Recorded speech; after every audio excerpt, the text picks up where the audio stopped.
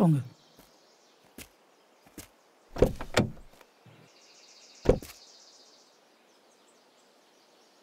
பார்த்து உட்காருங்க. Okay.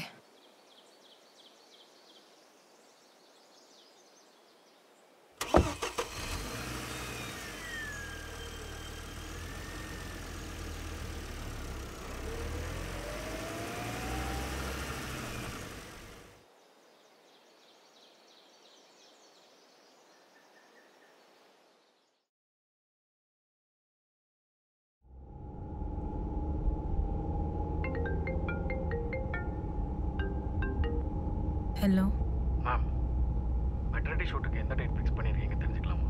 Because we have to prepare ourselves. Sir, cancel பண்ணிடுங்க ப்ளீஸ். சாரி.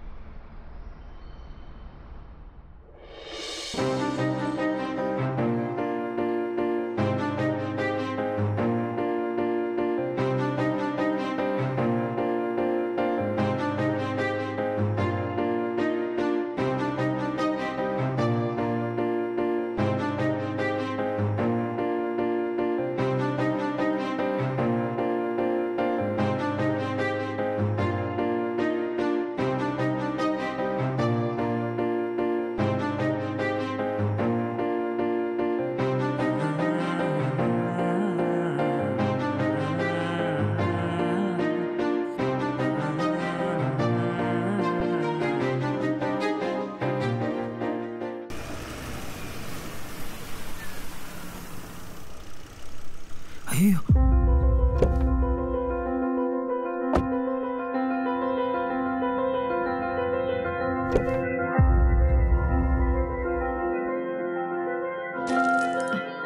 மா,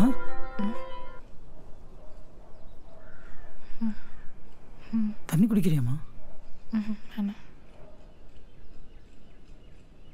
நான் ஒன்று சொல்லட்டுமாம்மா? சில நேரத்தில் நம்ம வாழ்க்கையில் சந்திக்கிற முன்ன பின்ன தெரியாதவங்க நம்ம வாழ்க்கையில் மிகப்பெரிய மாற்றத்தை உருவாக்குங்கன்னு நம்புகிறோம்மா. நான் கேட்கக்கூடாது தான். என்னால் பெரிய மாற்றம் எதுவும் வரலைன்னாலும் என்ன உங்கள் அப்பாவாக நினச்சிக்கிட்டாலும் சரி, இல்லை முன்ன பின்ன தெரியாத ஒரு ஆளாக நினச்சிக்கிட்டாலும் சரி, நீங்கள் போகிற இடமும் எடுக்கிற முடிவும் தப்பானதாக கூட இருக்கலாம்லாம்மா.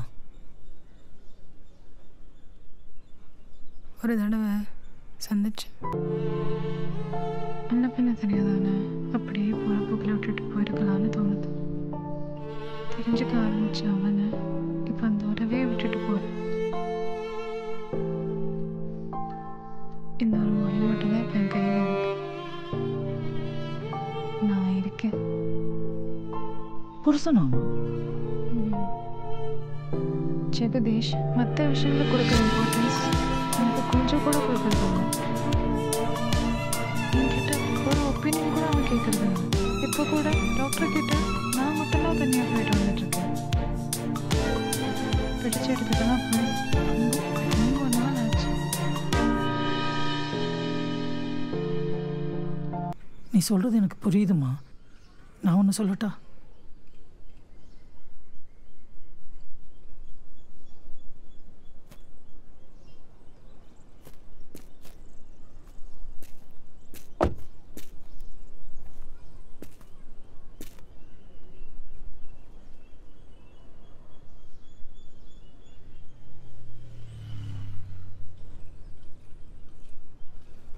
என்னை பார்த்தா உங்களுக்கு 2 கொலை பண்ண மாதிரி தெரியுதாம்மா? எனக்கும் உன்ன மாதிரி அழகாக ஒரு பொண்ணு இருந்தாம்மா. அவள் லவ் பண்ணி கல்யாணம் பண்ணிட்டு போயிட்டாம்மா. மாப்பிள்ளை பையனும் விசாரித்ததில் நல்ல பையன் தான் கேள்விப்பட்டம்மா. ஆனால் அவள் கல்யாணம் பண்ணிக்கிட்டதில் எனக்கு கொஞ்சம் கூட பிடிக்காம தான் இருந்தது. ரொம்ப நாள் கழிச்சு என் பொண்ணு என் வீட்டுக்கு வந்தாம்மா. அப்போ அவள் கர்ப்பமாக இருந்தாம்மா. அவளை அப்படி பார்த்துட்டு போக சொல்லவும் முடியல, முழு மனசாக ஏற்றுக்கவும் முடியல. இருந்தாலும் என் வீட்டுக்குள்ளே சேர்த்துக்கிட்டேன் அவளை. திடீர்னு ஒரு நாள் மாப்பிள்ளை என் வீட்டுக்கு வந்தார். அவர் என் பொண்ணுக்கிட்ட பேசி கூட்டிகிட்டு போக முயற்சி பண்ணாராம். ஆனால் அவரை திட்டி அனுப்பி என் கௌரவத்தை நிரூபிச்சிட்டோம்மா. அப்புறம் 1 மாதம் கழிச்சு மாப்பிள்ளை திரும்பவும் வந்தாருமா. அப்போ என் பொண்ணோட வருத்தம் கஷ்டம் எல்லாம் கம்மியாக இருந்ததுமா. அவர் கூட போகணும்னு விருப்பப்பட்டிருக்கான்னு எனக்கு தெரிய வந்துருச்சுமா.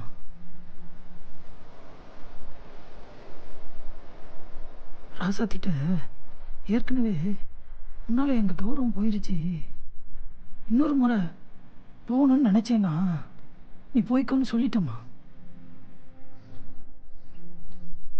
என் ராசாத்தி என்னையும் மீற முடியாம, புருஷனை விட்டு கொடுக்க முடியாம கஷ்டப்பட்டு மனவேதனையிலே இருந்தா. அப்போ அவ புருஷன்கிட்ட இருந்து டைவர்ஸ் நோட்டீஸ் வந்துருச்சுமா.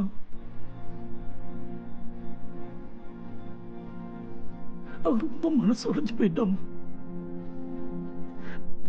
அந்த வேதனையிலேயே அவ தற்கொலை பண்ணி செத்துட்டான்.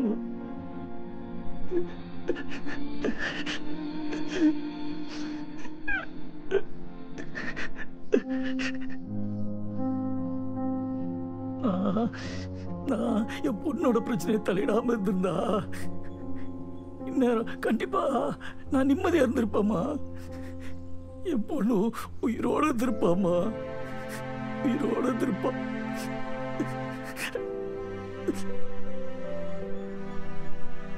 அதனாலதாம்மா சொல்றேன், உன்னைய பொண்ணா நினைச்சு சொல்றமா. கோவம் எல்லாத்தையும் அழிச்சிருமா, எல்லாத்தையும் அழிச்சிரும்.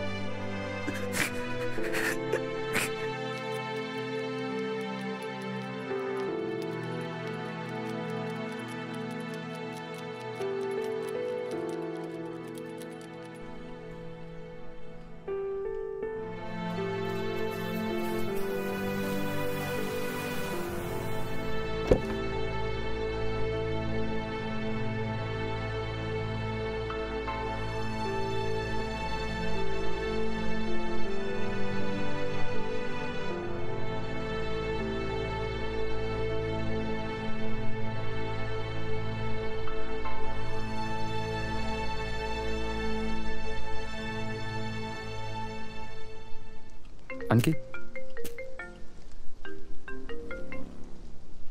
Sir, madam maternity shoot cancel பண்ணலான்னு சொல்லிட்டாங்க. ரீஃபண்ட் கொடுக்க முடியாது. என்ன பண்ணலாம் சார்? சார், எனக்கு எல்லாமே என்னோடய ஒய்ஃபோட டிசிஷன் தான். ஒரு ½ நாளில் சொல்கிறேன் சார். தேங்க்யூ. அன்கித்,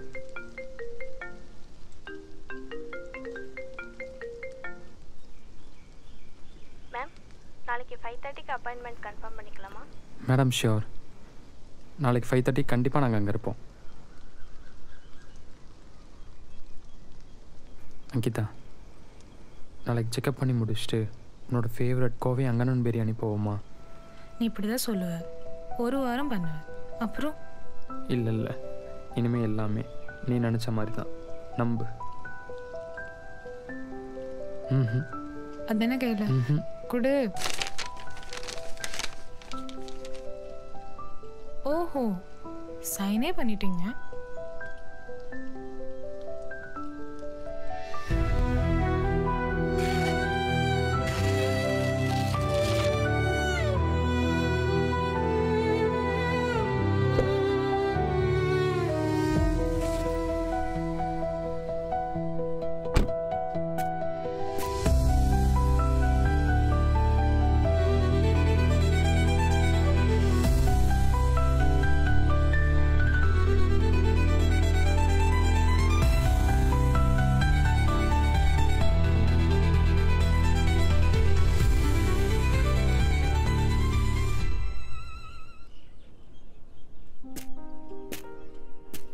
சந்தோஷமாக போயிட்டு வாங்கம்மா. போயிட்டு வரேன்ப்பா.